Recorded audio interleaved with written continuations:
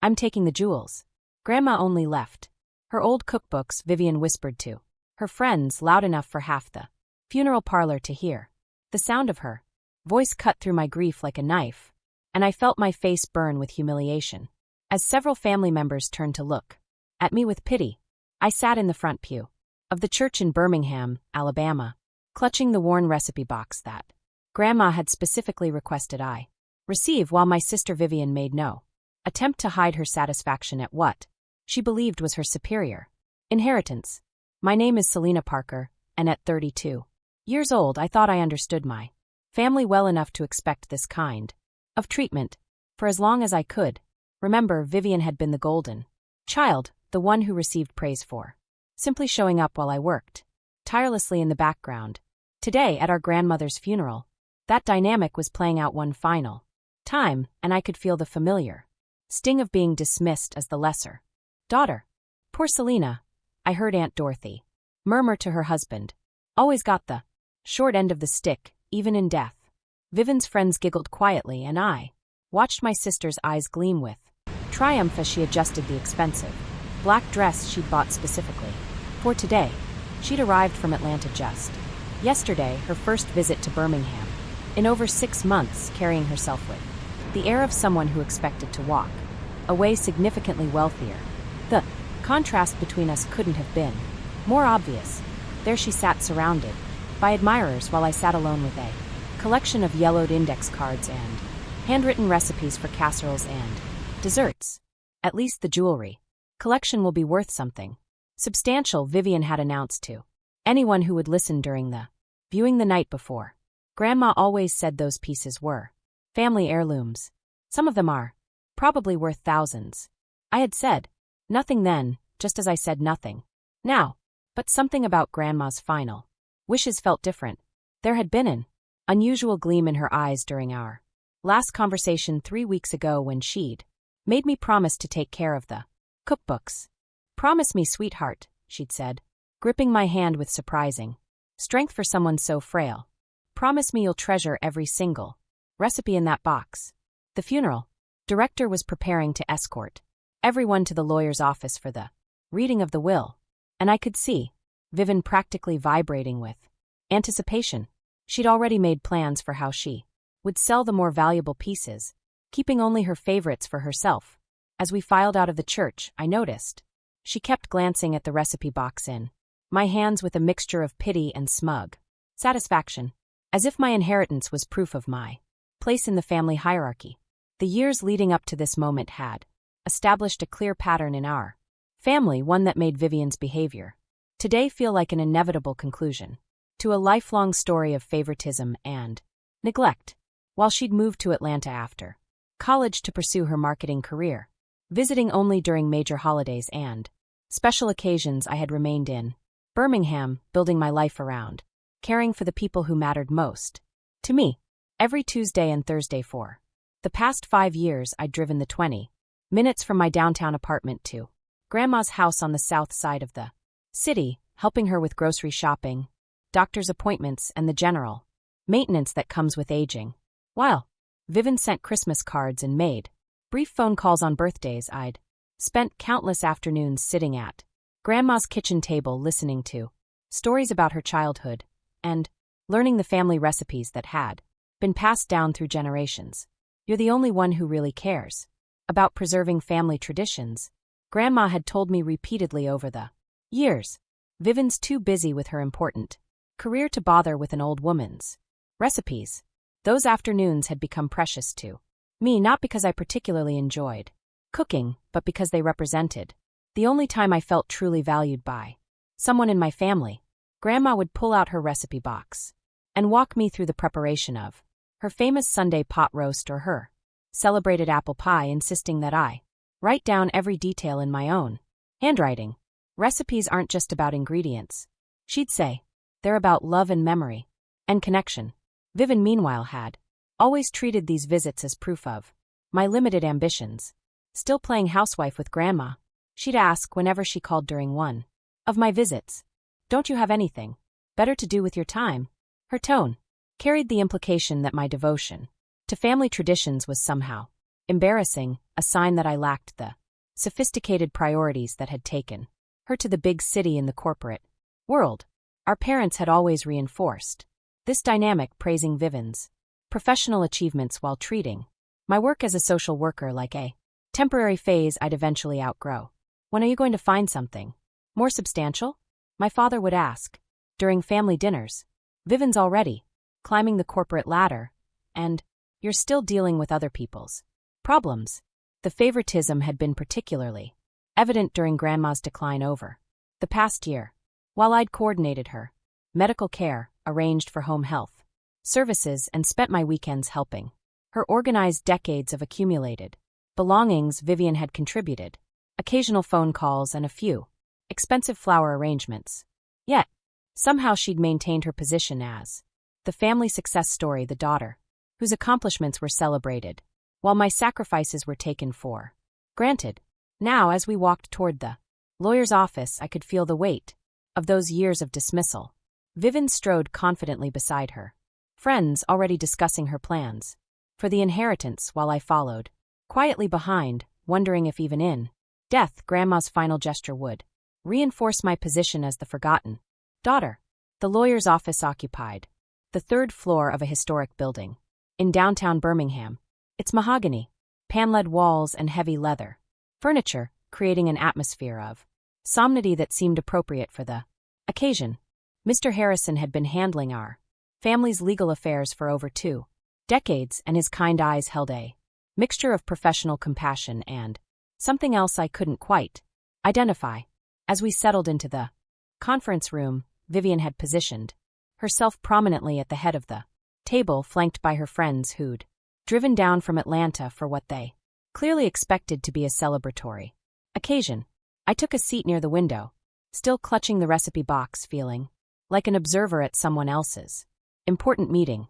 The contrast in our expectations couldn't have been more obvious. While Vivian radiated confidence and entitlement, I simply hoped to get through the reading without further embarrassment. Ladies and gentlemen, thank you for coming today. Mr. Harrison began, adjusting his glasses as he opened the thick folder containing Grandma's will.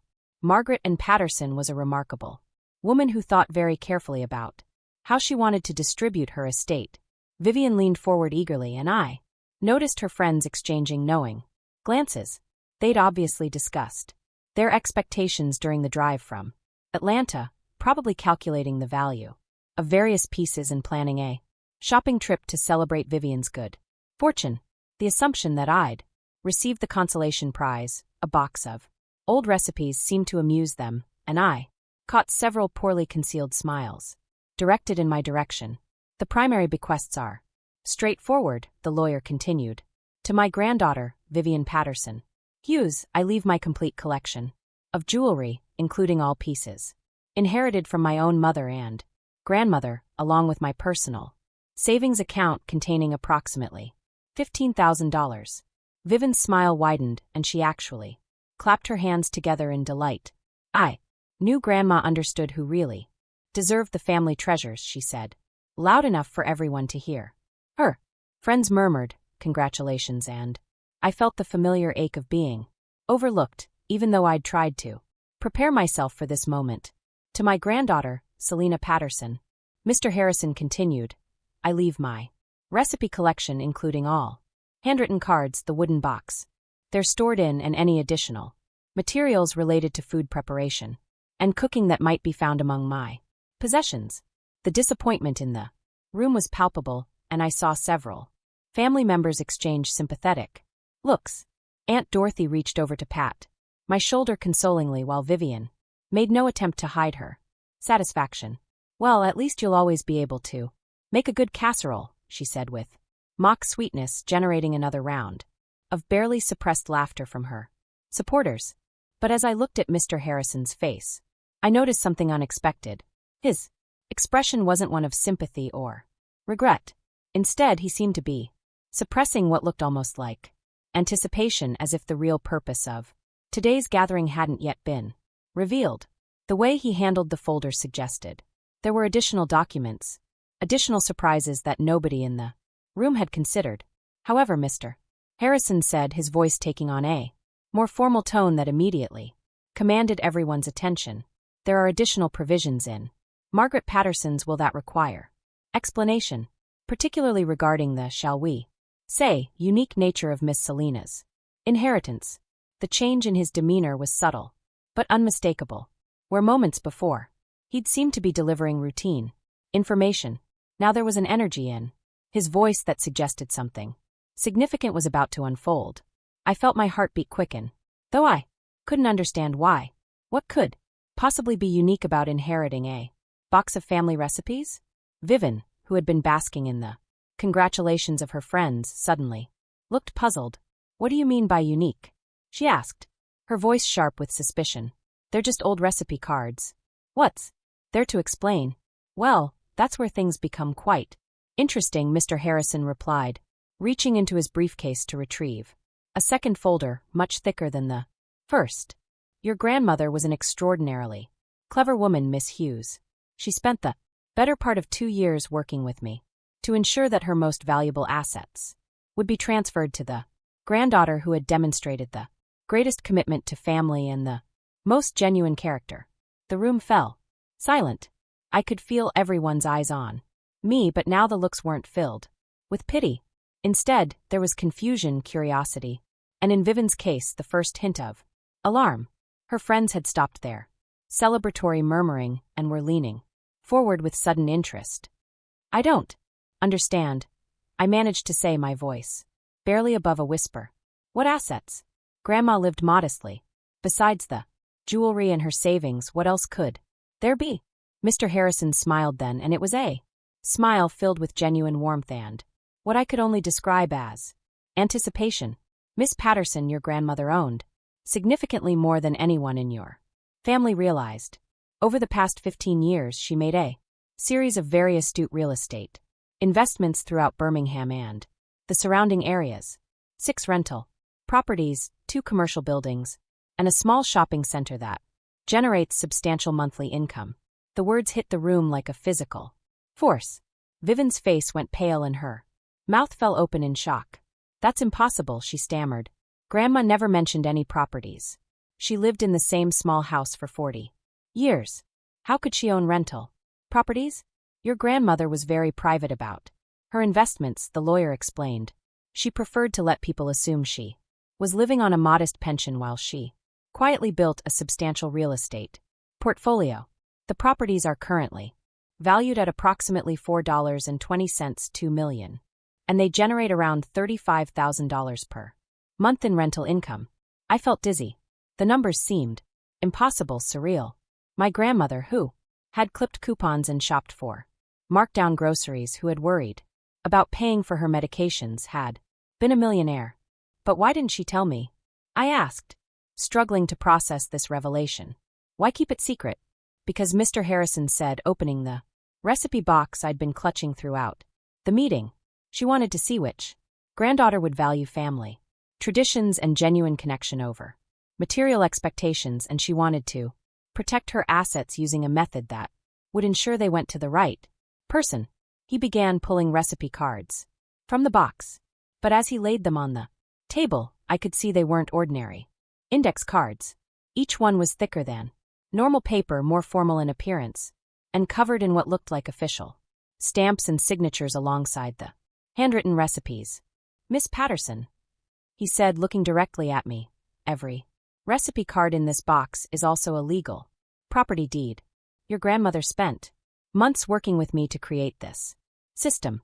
Each recipe corresponds to one of her properties, with the cooking instructions written on one side and the legal property transfer documentation on the other. The silence in the room was absolute. I stared at the recipe card, spread across the conference table, trying to comprehend what Mr. Harrison was telling me. Each innocent-looking index card, yellowed with age and covered in Grandma's familiar handwriting, represented property worth hundreds of thousands of dollars. This can't be real, Vivian said, her voice rising with panic. You're saying she disguised property deeds as recipes? That's ridiculous. It doesn't make legal sense. On the contrary, Mr. Harrison replied calmly, it makes perfect legal sense. Your grandmother worked with my firm for over 2 years to ensure every document was properly executed and recorded. Each recipe card contains both the cooking instructions your grandmother actually used and the legal language necessary to transfer ownership of the corresponding property to Miss Selina. He picked up one of the cards and handed it to me. This one, for instance, contains your grandmother's recipe for apple pie. But if you look at the backside, you'll find the deed transferring ownership of the commercial building on 20th Street South, currently leased to a medical practice and generating $4,800 per month in rental income. My hands trembled as I turned the card over. Sure enough, beneath the familiar recipe for Margaret's famous apple pie was dense legal text describing property boundaries, transfer conditions, and my name as the new owner. The official county seal and notary stamp made it unmistakably legitimate. The recipe for beef stew, the lawyer continued, selecting another card, corresponds to the duplex on Highland Avenue. The chocolate chip cookies represent the 4-unit apartment building. In 5 points, each recipe your grandmother taught you over the years was simultaneously a lesson in cooking and a legal transfer of substantial wealth. Vivian stood up so abruptly that her chair fell backward. This is insane, she shouted, her composure completely shattered. She can't just hide millions of dollars in property transfers. I'm going to contest this. There has to be some legal recourse. Actually, Mr. Harrison said, his voice remaining professionally calm despite Vivian's outburst. Your grandmother anticipated that reaction. That's why she documented everything so thoroughly. There's also this letter. He handed me an envelope with my name, written in Grandma's careful script. Inside was a 3-page letter that began with the words I'd been longing to hear my entire life. My dearest Selina, you are the granddaughter who truly understood what family means. As I read aloud, my voice growing stronger with each sentence, the letter detailed exactly why Grandma had chosen this method of inheritance. She described my years of devotion, my genuine interest in family traditions, and my character as someone who valued relationships over material gain. She contrasted this with Vivian's behavior, noting her infrequent visits, her dismissive attitude toward family recipes, and her obvious interest in monetary inheritance rather than emotional connection. I watched both of my granddaughters carefully. The letter continued, and I saw that Selina was the one who would treasure these recipes, not for their financial value, but for the love and history they represented. I designed this inheritance to reward genuine devotion and to ensure that my properties would go to someone who would manage them responsibly and continue to value family above all else.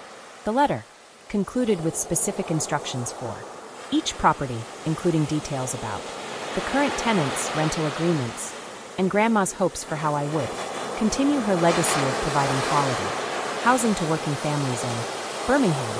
Vivian's friends had grown completely silent, staring at the scene unfolding before them with obvious shock. The woman they'd come to congratulate on her inheritance was now facing the reality that she'd received jewelry worth perhaps $50,000, while the sister she'd mocked had inherited a multi-million-dollar real estate empire. No, Vivian said, her voice breaking as the full magnitude of her miscalculation became clear. This isn't fair. I'm the successful one. I'm the one with the career and the connections. Selina she just stayed here and played house with an old woman. That doesn't make her deserve millions of dollars. Her friends shifted uncomfortably in their seats, no longer sure whether to offer support or distance themselves from her mounting humiliation. The celebration they'd anticipated had transformed into a public breakdown, and I could see them exchanging uncertain glances as Vivian's facade of sophistication crumbled completely. Miss Hughes, Mr. Harrison said firmly, your grandmother's decision was based on her observation of both granddaughters over many years. She valued Miss Selina's consistent presence, her genuine care, and her appreciation for family traditions. The method she chose to transfer her assets reflects her belief that the most important inheritances aren't always the most obvious ones. I was still processing the enormity of what had just happened, but one thing was becoming crystal clear. Every Tuesday and Thursday afternoon I'd spent at Grandma's house. Every recipe I'd carefully copied into my own handwriting. Every conversation about family history and cooking techniques had been part of an elaborate test. And, somehow without even knowing I was being evaluated, I had passed the recipe for Sunday pot roast. I said softly, picking up another card and examining both sides. This was always my favorite. Grandma made me practice it so many times. That recipe corresponds to the shopping center on Green Springs Highway. Mr. Harrison confirmed. Your grandmother purchased it 8 years ago and spent considerable time renovating it to attract quality tenants. It's currently fully occupied and generates approximately $12,000 monthly in rental income.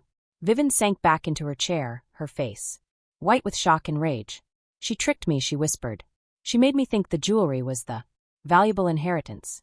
She let me believe that Selena was getting scraps while I was getting the treasure.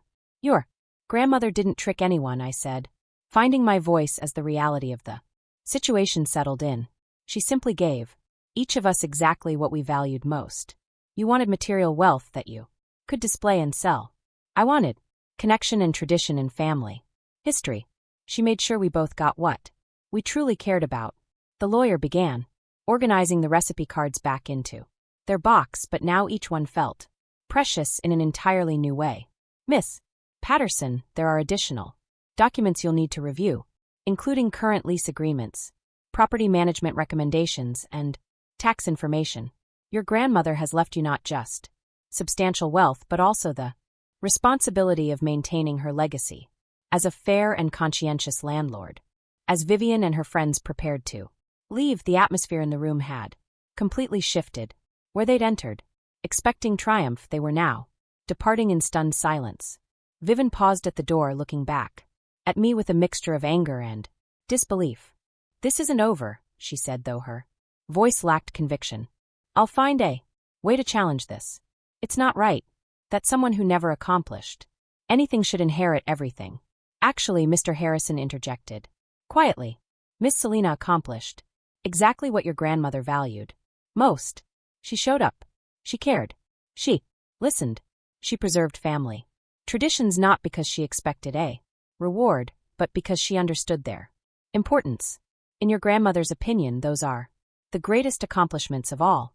As the door closed behind them, I sat alone with the lawyer and the recipe box that had just changed my entire life. Finally, understanding that Grandma's greatest gift wasn't the properties or the money. It was the validation that my choices, my values, and my devotion had been seen, appreciated, and rewarded. Within hours of the will, reading news of the cookbook inheritance had spread throughout Birmingham's tight-knit community like wildfire, and the reactions were everything I could have hoped for in terms of vindication. Aunt Dorothy called me that evening, barely able to contain her amazement. Selena, honey, I can't believe it. All those years we thought your grandmother was just getting by on Social Security, and she was building an empire, and she left it all to you because you were the only one who really cared about her. The irony wasn't lost on anyone who had witnessed Vivian's behavior at the funeral. Within a week, the story had become local legend. The granddaughter, who mocked her sister's inheritance of worthless cookbooks, had unknowingly dismissed millions of dollars in real estate, while the sister she'd pied had become one of Birmingham's wealthiest young property owners overnight. My phone rang constantly with congratulations from family members, friends, and even acquaintances who had heard the story. I always knew your grandmother saw something special in you. My former high school teacher told me when she called. The way you used to talk about those afternoons at her house. Anyone could see you genuinely treasured that time together. Meanwhile, Vivian had retreated to Atlanta in humiliation. Her social media account suddenly quiet after years of posting about her professional achievements and material acquisitions. Her friends, who had driven down expecting to celebrate her windfall, had instead witnessed her complete meltdown and public exposure as someone who had fundamentally misunderstood her own family dynamics. The legal challenge she'd threatened never materialized. Her attorney, after reviewing Grandma's meticulous documentation and the ironclad nature of the property transfers, had apparently advised her that contesting the will would only result in expensive legal fees and further public embarrassment. Every recipe card had been properly notarized, recorded with the county, and executed according to Alabama state law. More satisfying than the money, though, was the recognition that my years of devotion had been noticed, valued, and rewarded in the most thoughtful way imaginable. 6 months after the inheritance revelation, I found myself sitting in the same kitchen where Grandma had taught me those precious recipes, now fully understanding the profound gift she had given me. The house itself wasn't part of the inheritance that had gone to my parents, but I'd purchased it from them, using rental income from my properties, ensuring that the heart of our family's traditions would remain intact. Every month, as I collected rent checks, totaling over $35,000, I thought about Vivian's cruel whisper at the funeral. Grandma only left her old cookbooks. The phrase that had been intended to humiliate me had become the foundation of my financial independence and the proof of Grandma's incredible foresight. I'd kept my job as a social worker, at least for now, because the work gave my life meaning beyond the properties, but the inheritance had given me options I'd never dreamed possible.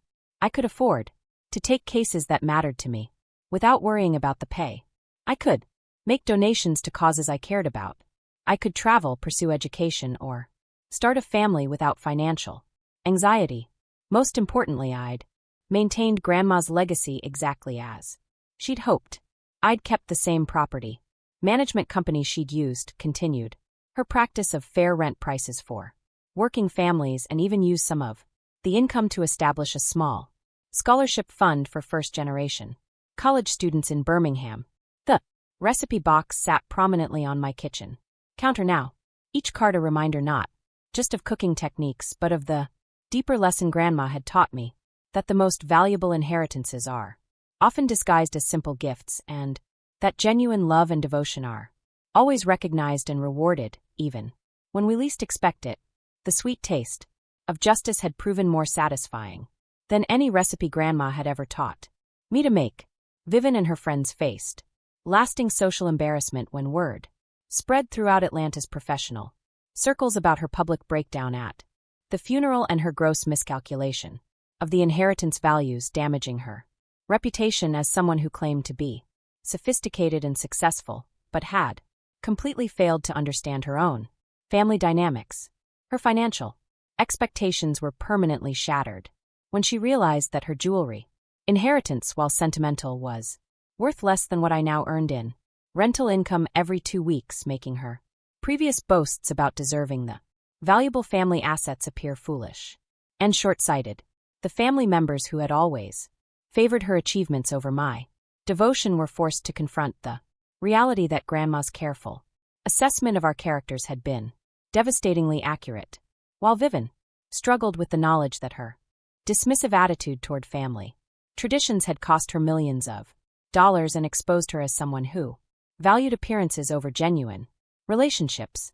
As I prepared Sunday dinner using Grandma's pot roast recipe, the same one that had transferred ownership of a shopping center worth over $800,000, I reflected on how perfectly she had orchestrated this final lesson about the true nature of family loyalty, understanding that sometimes the most profound revenge comes not from our own actions but from allowing others to reveal their character so completely that justice serves itself.